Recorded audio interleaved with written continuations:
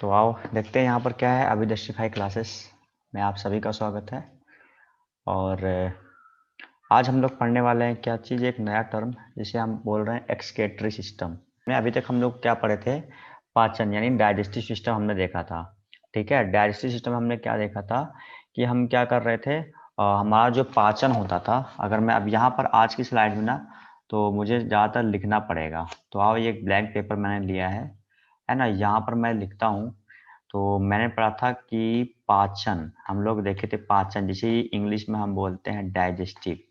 तो हम लोगों ने अब तक पाचन देखा, और पाचन में देखा हम लोगों ने कि किस प्रकार से वो खाना जो है हमारी बॉडी के अंदर जाता था।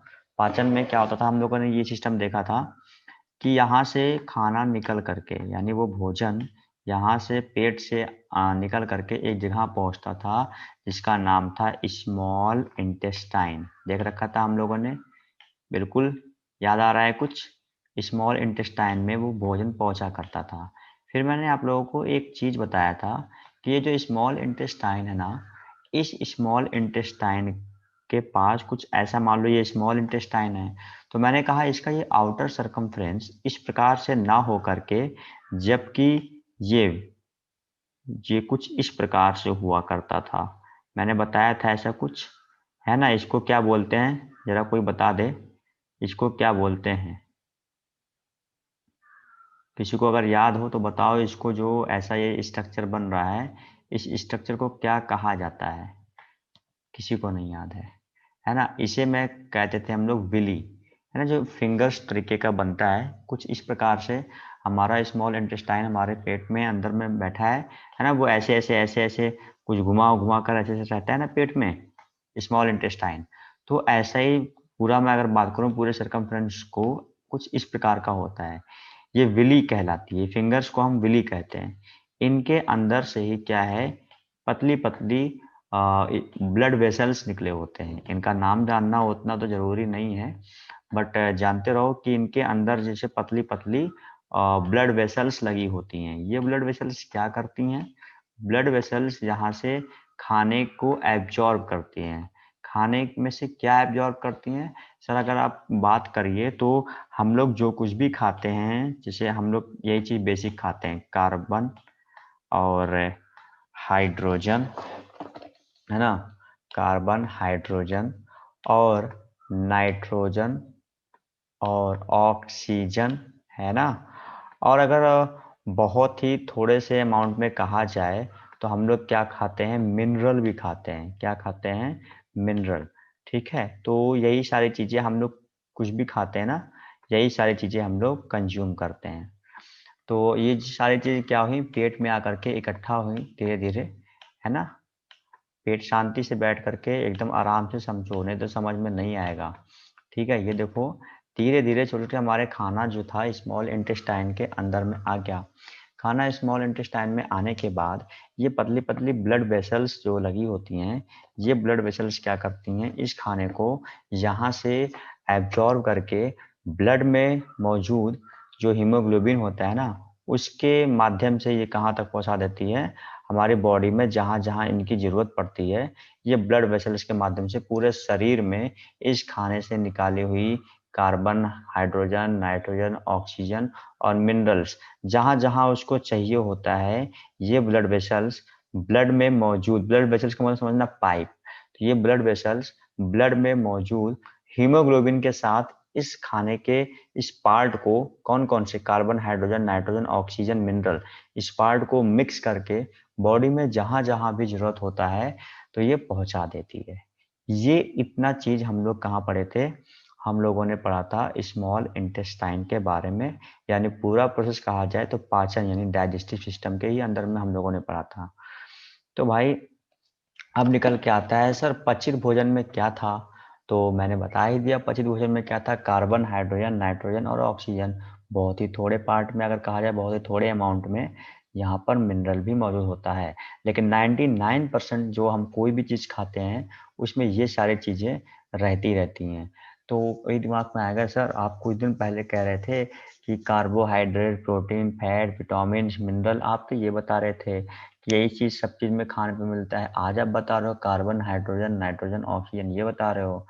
तो देखो, वो जो carbohydrate, protein, fat, vitamin, minerals है ना, वो इन्हीं से मिलकर के बना होता है। किससे? कार्बन, हाइड्रोजन, नाइट्रोजन और ओ, है ना, और मिनरल इन्हीं से मिलकर के बना होता है। अगर मैं एक एग्जांपल की बात करूं, तो ये जो मैं, अगर आप कुछ आपने खाया जिसमें आपका क्या था, कार्बोहाइड्रेट्स था। अगर आपने कुछ खाया जो क्या था, कार्बोहाइड्रेट्स था, समझो ये कार्बोहाइड्रेट है, ठीक है, हाइड्रेट, टी और ए टी, आपने मान लो कुछ खाया कार्बोहाइड्रेट, ठीक है। अब इस कार्बोहाइड्रेट्स का फॉर्मूला क्या होता है? ये कार्बोहाइड्रेट बाद में किसमें टूटता है? ये ड्यूरिंग डाइजेस्टिव, ये क्या किसमें टूटता है? ग्लूकोज में टूटता है। ये कार्बोहाइड्रेट किसमें टूटता है? ग्लूकोज में, है ना, ग्लूकोज में, ठीक है। देखो बहुत ही बढ़िया कॉन्सेप्ट है, बाद में अच्छे से समझ में आएगा, ठीक है। और देखना, ग्लूकोज में टूटता है जिसका फॉर्मूला होता है C6H12, है ना, C6H12O6, ये फॉर्मूला है किसका? ग्लूकोज का। और मैंने कहा आप कुछ भी खा लो, आपको कार्बन, हाइड्रोजन, नाइट्रोजन, ऑक्सीजन या मिनरल इन्हीं सब में से चीजें मिलती हैं। अगर नहीं है तो ये देखो कि जो मैं आपको फॉर्मूला लिखा हूँ ग्लूकोज का, इसमें देखो कार्बन है, कितने हैं? 6 कार्बन है। हाइड्रोजन भी है, हाँ बिल्कुल है, हाइड्रोजन भी है। ऑक्सीजन भी है, हाँ है। तो क्या मिल रहा है? मैंने कहा कि आप कुछ भी खाते हो, carbohydrate, protein, fat, vitamin, mineral, वो इन्हीं सब चीजों से मिलकर के बना है। ये ऑक्सीजन है ना, इन्हीं सब से मिलकर के बना है। किससे? यही जो आपको लिखा है मैंने, कार्बन, हाइड्रोजन, नाइट्रोजन और ऑक्सीजन से ही मिलकर के बना होता है। तो अगर आप कोई प्रोटीन खाते हो, तो प्रोटीन में क्या होता है? Amino acid. जैसे मैंने बताया कार्बोहाइड्रेट्स आप खाओगे तो ये किस में टूटता है? ग्लूकोज में। और ग्लूकोज का फॉर्मूला है C6H12O6। इसी प्रकार से अगर आप प्रोटीन खाते हो तो प्रोटीन में आपको मिलता है एमिनो एसिड, है ना, एमिनो एसिड। प्रोटीन में आपको एमिनो एसिड मिलता है, और वो एमिनो एसिड भी किससे बना होता है? इन्हीं सब फॉर्मूले से मिलकर के, मतलब इन्हीं carbohydrate, carbon, hydrogen, nitrogen, oxygen, इन्हीं सबसे मिलकर के बना होता है। सर एमिनो अम्लों में क्या होता है? तो मैं कह रहा हूँ एमिनो अम्लों में अमाइन ग्रुप होता है। यहीं से सारी सारी की सारी जितनी आपकी एक्सक्रीटरी सिस्टम है उसकी कहानी शुरू होती है। अगर मैं बात करूं किसकी, यहाँ पर आपको दिखा रहा हूँ एमिनो एमिनो एसिड, है ना, एमिनो एसिड।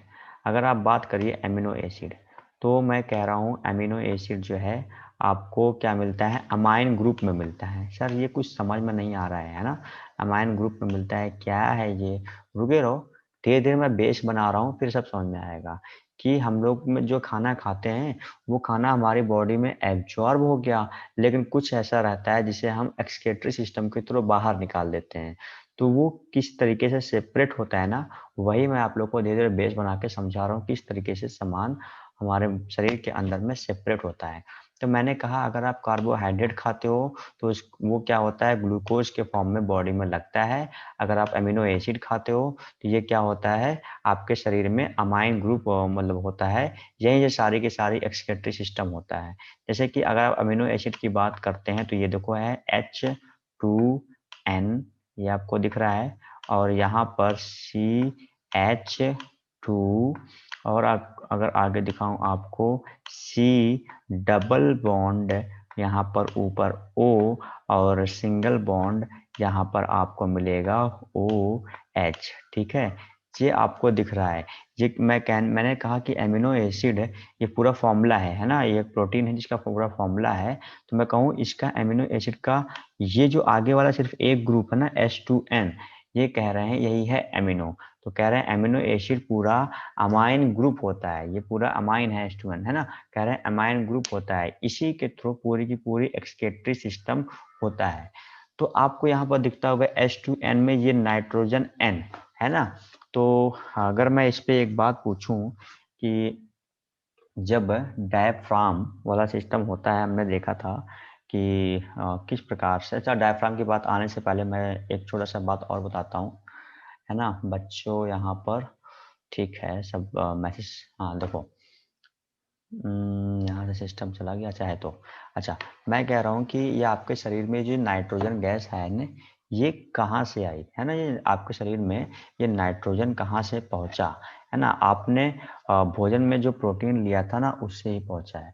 अच्छा, मैं अभी बात करता हूँ नाइट्रोजन, जो आप लोग इन्वायरमेंट में भी नाइट्रोजन है, तो आप जब सांस लेते हो तो आपके शरीर में भी नाइट्रोजन गैस जाती है। तो क्या बताओ कि वो नाइट्रोजन गैस जो हम सांस लेते हैं, तो वो उतना ही रहता है, मतलब उसका यूज सांस लेने के थ्रू जो हम नाइट्रोजन गैस ले रहे हैं उसका यूज बॉडी में होता है? किसी को पता है तो बता दो, बॉडी में होता है या नहीं होता है? तो वो बॉडी में उसका यूज, उस नाइट्रोजन गैस का यूज नहीं होता है जो डायरेक्टली हम लोग यहाँ से नाक के थ्रू सक करके अंदर में लेते हैं। वो नाइट्रोजन गैस को वापस से ही भेज दिया जाता है। डायफ्राम जो होता है वहाँ पर वैल्यू ऑयल मिलता है ना, वो क्या करता है वहाँ से उसे वापस से भेज देता है, वो उसे एक्सेप्ट नहीं करता। फिर सर ये नाइट्रोजन हमारे बॉडी के अंदर पहुँचा कैसे? जो आपको H2N में N दिखाई दे रहा है, ये अंदर में पहुँचा कैसे? अगर मैं इसकी बात करूँ ये अंदर में पहुँचा कैसे, तो आप जब प्रोटीन खाते हो ना, तो प्रोटीन के साथ ही ये H2N यानी नाइट्रोजन गैस आपके अंदर में पहुँचता है। तो सर एक अमेजिंग बात अगर मैं आपको बताऊँ को काफ़ी अच्छी चीज़ है कि law of conservation of mass, ये क्या होता है? मैं एक बार यहाँ पर लिखूँ, क्या लिखना है मुझे? Law of conservation of mass, दिख रहा है बच्चों? Law of conservation of mass लिखा हुआ डिस्प्ले पर, ठीक है। तो मैं ये बताऊं कि ये थोड़ी सी मतलब अलग सा चीज है, ये क्या है इसको समझते हैं। कह रहे हैं कि आप ना शरीर के अंदर, एक्चुअली लाइट चली गई है तो बट दिख तो रहा ही होगा, है ना। तो कह रहा हूँ, एक मिनट और सही करता हूँ इसको। दिख रहा है सब कुछ ना? तो कह रहा हूँ कि आप ना शरीर के अंदर जो है आप कहते हैं law of conservation of mass का क्या मतलब चीज़ है कि इन्वायरमेंट में जितनी भी गैसें हैं, है ना, उन गैसों का अगर आप यूज कर रहे हो तो भी इन्वायरमेंट में उसका प्रभाव नहीं हो रहा है, इन्वायरमेंट प्रभावित नहीं हो रहा है। जैसे आपने इन्वायरमेंट से आपको ऑक्सीजन चाहिए था, आपने ले लिया। इन्वायरमेंट से आपको कार्बन चाहिए था, आपने ले लिया, है ना। कार्बन डाइऑक्साइड चाहिए था, आपने उसे भी अगर मान लो कंज्यूम किया, तो क्या इन्वायरमेंट में उसकी कमी हो गई? ऐसा नहीं है ना, प्रकृति में उसकी कमी नहीं हो गई। सर ऐसा क्यों? आपने तो उसे कंज्यूम कर लिया। क्योंकि भाई हम भी क्या है, प्रकृति के ही उदाहरण हैं, हम भी प्रकृति में ही आते हैं। तो अगर हमने ऑक्सीजन लिया है, अगर हमने वहाँ से कार्बन डाइऑक्साइड या कुछ भी हमने कंज्यूम किया है इन्वायरमेंट का, तो इन्वायरमेंट में उसकी कमी नहीं होती है, क्योंकि हम खुद भी एक इन्वायरमेंट में ही रहते हैं, है ना। मतलब हम भी प्रकृति में ही रहते हैं, हम भी नेचर में ही रहते हैं, तो नेचर में से वो चीज़ कमी नहीं होती। जब हमारी बॉडी को वापस से जलाया जाएगा, जैसे कि आपकी बात करूँ तो आप जब इनहेल प्रोसेस करते हो, तो इनहेल प्रोसेस में आपका जो नाइट्रोजन गैस मैंने बताया, वो नाइट्रोजन क्या है, वापस से उसको नोजल के थ्रू बाहर कर दिया जाता है। जितना आपने लिया वो टोटल के टोटल बाहर कर दिया जाता है। लेकिन अगर आप बात करो किसकी, कार्बन की, है ना, मैंने कहा कि ऐसा नहीं होता है, क्योंकि मैं भी प्रकृति का ही हिस्सा हूँ। अगर मुझ में कार्बन यूज हुआ है तो नेचर का ही कार्बन कहा जाएगा। अगर मैं इन्वायरमेंट से कार्बन का यूज कर ले रहा हूँ, तो वो कार्बन ऐसा नहीं कि इन्वायरमेंट से खत्म हो गया। नाइट्रोजन तो हमने अंदर लिया और तुरंत ही उसको वापस कर दिया। लेकिन अगर हमने कार्बन लिया और उसको वापस नहीं कर रहे हैं, जैसे कि मैं नाइट्रोजन की बात करूँ, तो नाइट्रोजन हमने जितना लिया उतने ही अमाउंट में वापस कर दिया। कार्बन अप्रोक्सीमेटली हम लोग इन्वायरमेंट से 0.03% लेते हैं और वापस से इन्वायरमेंट को तो पता है बढ़ा करके देते हैं। कार्बन हम जितना लेते हैं उससे ज़्यादा हम कार्बन बढ़ा करके देते हैं। अब बात समझनी है कैसे हम कार्बन को बढ़ा देते हैं। हम लोग 0.3%, है ना, अगर मैं एग्जैक्टली डाटा की बात ना करूं, है ना, तो हम लोग क्या करते हैं, यहाँ से पेन कहाँ है, पेन, 0 कितना परसेंट, 0.03%, 0.03% हम लोग इन्वायरमेंट से यानी एटमॉस्फेयर से कार्बन को इनहेल कर रहे हैं। और जब हम लोग कार्बन देते हैं ना, तो लगभग 2 to 3% हम लोग वापस कार्बन देते हैं। सर ये कैसे प्रोसेस हो पा रहा है, हम ले रहे हैं कम, दे रहे हैं ज़्यादा? हाँ, ऐसा ही होता है, बिल्कुल होता है। ठीक है, इसको समझने के लिए आप ये समझो कि जो आपका डायफ्राम होता है ना, डायफ्राम, ये आपको दिख रहा है डायफ्राम ऐसे, डायफ्राम के अंदर में ऐसे छोटे-छोटे आपको वॉल्व दिखाई देते हैं। ठीक है, इस वॉल्व के पास क्या होता है, आपके ब्लड वेसल्स अटैच होते हैं, ऐसे ऐसे ब्लड वेसल्स पतले पतले इससे अटैच होते हैं। तो क्या होता है, और ये ब्लड वेसल्स किससे अटैच होते हैं, यहाँ पर सेल लगा होता है। क्या, हर एक सेल, जितने भी सेल हैं उन सभी सेल से ये ब्लड वेसल्स अटैच होते हैं। तो मैंने आपको एक बार बताया था कि जब हम रेस्पिरेटरी सिस्टम करते हैं, यानी सेलुलर रेस्पिरेशन जब हम लोग करते हैं, सेलुलर रेस्पिरेशन बताया था, आप ऑक्सीजन लेते हो तो आप क्या करते हो, यहाँ पर एक फॉर्मूले का यूज करते हो, C6, रेस्पिरेशन में ये होता है C6H12O6। आपके अंदर में ये खाना जो है मौजूद है, आपने बाहर से एयर ले लिया, एयर में आपने क्या लिया, ऑक्सीजन को लिया, तो ये क्या करता है, टूटता है, यानी जो ग्लूकोज है, ये इतना सा ग्लूकोज जो है ये पूरा टूटता है। जब आप ऑक्सीजन लेते हो तो ये किस में टूटता है, CO2, कार्बन डाइऑक्साइड में टूटता है। प्लस में आपका क्या बनता है, H2O, CO2 प्लस में H2O बनता है, और प्लस में आपको क्या होता है, एनर्जी मिलती है। आप जो शरीर में बोल रहा हूँ, जो काम कर रहा हूँ, इस काम को करने के लिए हमें एनर्जी मिल रही है, इतना सारा काम होता है। यानी डायफ्राम के अंदर जो वॉल्व्स होते हैं, पतले पतले छेद होते हैं, उस वॉल्व्स में क्या होता है, ब्लड वेसल्स लगे होते हैं। इन ब्लड वेसल्स के थ्रू फिर क्या सिस्टम होता है, एक मिनट, हाँ, ये इन ब्लड वेसल्स में, ये ब्लड वेसल्स हर एक सेल, बॉडी में जितने भी सेल हैं, हर एक सेल से अटैच होते हैं, है ना। तो उसके बाद क्या हुआ, सेल में जब आपने ऑक्सीजन लिया तो सेल के अंदर में ये ग्लूकोज बन करके रखा हुआ है। सेल अपने अंदर जो आपने खाना वगैरह खाया था, इस खाने को ये ग्लूकोज में जो आपने कार्बोहाइड्रेट खाया था, जो आपने खाना खाया था, उस खाने को ये ग्लूकोज के फॉर्म में बना करके सेल अपने अंदर रखा हुआ है। और जब आपने ऑक्सीजन लिया तो ये क्या हुआ, ऑक्सीजन इस ग्लूकोज को तोड़ेगा, और तोड़ करके क्या बनाता है, कार्बन डाइऑक्साइड, H2O, और आपको एनर्जी भी मिलती है। जब आप सांस लेते हो तब आपको एनर्जी मिलती है। तो यही वजह है कि यहाँ देखो कार्बन डाइऑक्साइड है ना, ये जो कार्बन डाइऑक्साइड है, आपने नाक के थ्रू जितना सांस लिया है ना, तो आपने उसमें 0.03% कार्बन लिया था। लेकिन जब आप कार्बन यहाँ से वापस दे रहे हो इन्वायरमेंट को, तो आप यहाँ से जो है कार्बन ज़्यादा दे रहे हो। देखो, कार्बन आप यहाँ पे, ये वाला भी कार्बन जो है इसी पाइप्स के थ्रू होते हुए, डायफ्राम के थ्रू होते हुए, है ना, इसको मैं ब्लैक बनाऊं अगर, अच्छा, ये वाला भी जो कार्बन डाइऑक्साइड है ना, ये भी इसी पाइप से होते हुए, इसी डायफ्राम से और ब्लड वेसल से होते हुए, इसी वाल्व से होते हुए वापस से बाहर निकलता है। और इन्वायरमेंट को हम क्या करते हैं, जितना कार्बन लेते हैं उससे ज़्यादा कार्बन दे देते हैं। यानी कहने का मतलब, किसी भी तरीके से यहाँ पर इन्वायरमेंट में हम जितनी भी चीज़ों का यूज कर रहे हैं, उन चीज़ की कमी नहीं होती है ना। इन्वायरमेंट में जो भी चीज़ें हैं, पूरे हम जितना लेते हैं उससे ज़्यादा या तो दे ही देते हैं। और पता है, बहुत सारी, सर खाली आप कार्बन ही थोड़ी लेते हो, बहुत सारी चीज लेते हो आप ना एनवायरनमेंट से। तो प्रोटीन, फैट, विटामिन, मिनरल्स, बहुत सारी चीज लेते हो, इन सब का क्या, ये सब कब दोगे, तो जब कोई इंसान जो है मरता है तो उसको जलाया जाता है। तो इंसान को जलाने के बाद हमने जिन जिन चीजों का यूज किया था, वो सारी चीजें वापस से इन्वायरमेंट में चली जाती है। बात समझ में आई।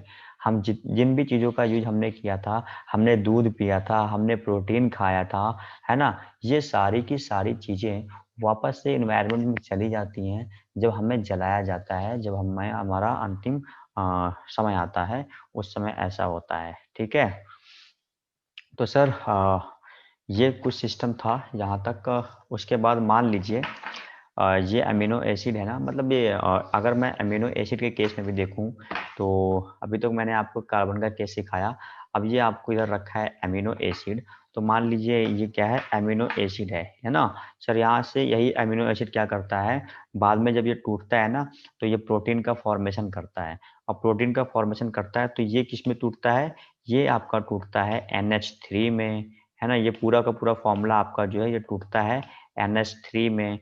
और क्या मिलता है, CO2 कार्बन डाइऑक्साइड में टूटता है।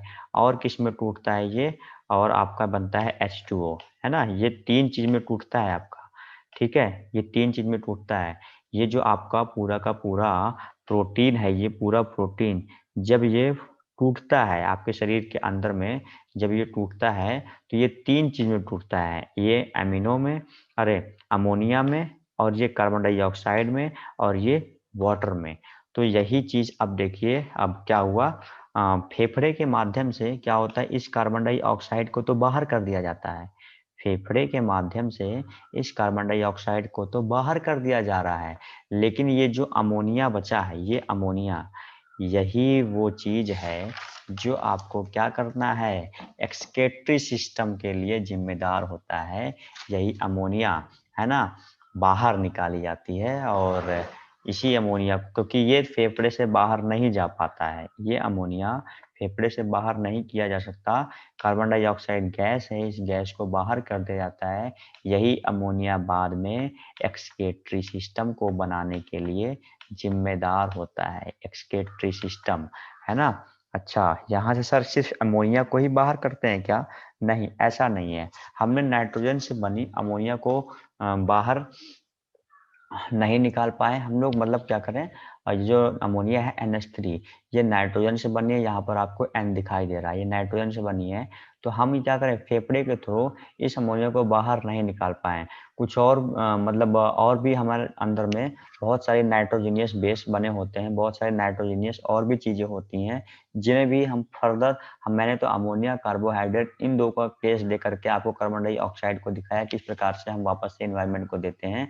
लेकिन अभी जो चीज रह गया है अमोनिया है। और क्या रहता है सर, मैं और बताता हूँ आपको, चलो लिखता हूँ, क्या रह गया, अमोनिया, ठीक है, अमोनिया, अमोनिया है। और क्या होता है सर, एक, इसके बाद यूरिया है ना, यूरिया है। इसके बाद क्या होता है, इसके बाद सर यूरिक एसिड है, इसके बाद यूरिक एसिड, यूरिक एसिड ये भी हमारी बॉडी के अंदर बनता है ना, ये भी बनता है। ये 3 के 3 चीज को क्या करना है, बाहर निकालना है, बॉडी से बाहर निकालना है। इनको बॉडी से बाहर निकालने के लिए क्या करते हैं, मतलब एक्सक्रीटरी सिस्टम इन्वॉल्व होता है। इन्हीं को बाहर निकालने के लिए एक्सक्रीटरी सिस्टम बना है, ठीक है। बताओ, ये छोटा सा टॉपिक था, समझ में आया? कहते हैं कि अमोनिया को बाहर निकालने वाले जो जीव जंतु होते हैं ना, इनको हम लोग क्या बोलते हैं, अमोनिया को बाहर निकालने वाले जीव जंतु को हम लोग क्या बोलते हैं, अमोनिया, है ना। अमोनिया को बाहर निकालने वाले जीव जंतु को हम लोग क्या बोलते हैं, एमिनोटैलिक, AMINOTALIC, एमिनोटैलिक कहते हैं, ठीक है। इसके बाद बात करते हैं किसकी, यूरिया को। यूरिया को बाहर निकालना है तो यूरिया, यूरिया को बाहर निकालने, स्पेलिंग वगैरह देख लेना, है ना, यूरिया, ठीक है, देख लेना अपना। यूरिया को बाहर निकालने वाले उसे हम लोग क्या बोलते हैं, यूरियोटिक, है ना, यूरियोटिक। किसको क्या बोलते हैं, अमोनिया को बाहर निकालने वाले छोटे छोटे जो जीव जंतु होते हैं ना, उनको एमिनोटैलिक बोलते हैं, ठीक है। यूरिया को बाहर निकालने वाले जीव जंतु को हम लोग क्या बोलते हैं, यूरियो, है ना, यूरियोटैलिक कहते हैं, ठीक है। यूरिया को बाहर निकालने वाले को यूरियोटैलिक। इसके बाद आती है बात यूरिक एसिड, यानी यूरिक को निकालने वाले को, यूरिक, अगर मैं डायरेक्टली लिखूं यूरिक को, है ना, निकालने वाले को हम क्या बोलते हैं, कौन निकालता है, छोटे छोटे जीव जंतु होते हैं, तो यूरिक को निकालने वाले को हम यूरिकोटिलिक कहते हैं, क्या बोलते हैं, यूरी COA कोटलिक, है ना, यूरिक कोटलिक कहते हैं। थोड़ी बहुत स्पेलिंग वगैरह मिस्टेक हुई देख लेना, मैं फटाक से लिखा हूँ ये स्पीड में, है ना।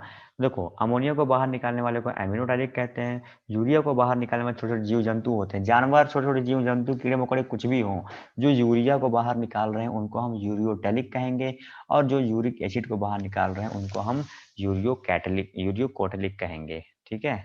बात समझ में आई? यही 3 चीज था जो आज मुझे पूरा का पूरा लिख करके समझाना पड़ा है। इसको आप लोग स्क्रीनशॉट ले लो, है ना, काम लायक चीजें हैं, इनमें से जो जो पढ़ा होगा वो इस चीज को समझता होगा। है ना, किस प्रकार से हमारे स्मॉल इंटेस्टाइन के अंदर से चीज़ें क्या हैं, खाने को एब्जॉर्ब किया जाता है, कौन एब्जॉर्ब करता है, तो यहाँ पर है ब्लड वेसल्स एब्जॉर्ब करते हैं, है ना, ये पतली-पतली जो यहाँ पर चीज़ें बनी हैं, इन चीज़ों को क्या कहते हैं? सर इन चीज़ों को हम विली कहते हैं, ये फिंगर्स है ना, इन फिंगर्स को हम विली कहते हैं। अच्छा, ठीक है, इसके बाद कह रहे हैं कार्बोहाइड्रेट सर किसमें टूटता है? कार्बोहाइड्रेट्स जो आप खाते हो वो ग्लूकोज में टूटता है, ठीक है, वो ग्लूकोज में टूटने के बाद क्या फॉर्मूला बनता है उसका, C6H12O6 बनता है। आप सर क्या-क्या चीज़ खा सकते हो? आप, मैं सिर्फ नहीं, आप लोग भी सिर्फ कार्बन, हाइड्रोजन, नाइट्रोजन, ऑक्सीजन और मिनरल्स को ही कंज्यूम करते हो। अच्छा सर, फिर कह रहे हैं कि आपने ऑक्सीजन कितना परसेंट, कार्बन डाइऑक्साइड कितना परसेंट लिया था? आपने 0.03% कार्बन डाइऑक्साइड को अंदर लिया था एनवायरनमेंट में। जब आप रेस्पिरेशन करते हो ना, ऐसे सांस खींच रहे हो तो आप कार्बन डाइऑक्साइड को भी ले रहे हो, लेकिन कितना, 0.03% कार्बन डाइऑक्साइड गैस आपके अंदर जाती है। आप जब वापस करते हो तो वापस किस प्रोसेस के थ्रू होता है, वो मैंने आपको दिखा दिया, रेस्पिरेशन प्रोसेस के थ्रू होता है। डायफ्राम से ब्लड वेसल्स के थ्रू वो चीज़ें कहाँ जाती हैं, एयर सेल्स में जाती हैं। सेल्स में जाने के बाद ऑक्सीजन जाता है सेल्स में, रेस्पिरेशन करता है ना? रेस्पिरेशन करने के बाद CO2 निकलेगा, ये CO2 वापस से इसी रास्ते से होता हुआ यहाँ से नाक के थ्रू बाहर कर दिया जाता है और 2 से 3% लगभग 2 टू 3% लगभग कार्बन डाइऑक्साइड को बाहर किया जाता है। इसके बाद सेम ऐसा ही मैंने बताया आपको एमिनो एसिड में, एमिनो एसिड भी जो है आपका जो है एक ग्रुप है किसका, यहाँ पर अमाइनो का ग्रुप है, ठीक है, इसका ग्रुप है यहाँ पर एमिनो एसिड। आपको बताया था मैंने, गाड़ी रुक जाती है अच्छा नहीं लगता है ना, तो थोड़ा सा अमीनो एसिड आप लोगों का जो था याद नहीं आ रहा है, एक मिनट बच्चों रुको तो जरा सा, ये चीज मुझे